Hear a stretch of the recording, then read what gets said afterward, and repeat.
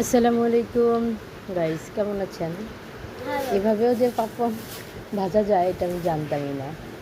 আজকে প্রথমবার ট্রাই করলাম, সত্যি অসাধারণ লেগেছে আমার নিজের কাছে। মনে হচ্ছে আমি খুব বড় একটা রাঁধুনি। যাই হোক, যদি ভালো লাগে সবাই এটাকে একটা লাইক করে যাবেন আর কমেন্ট করে যাবেন।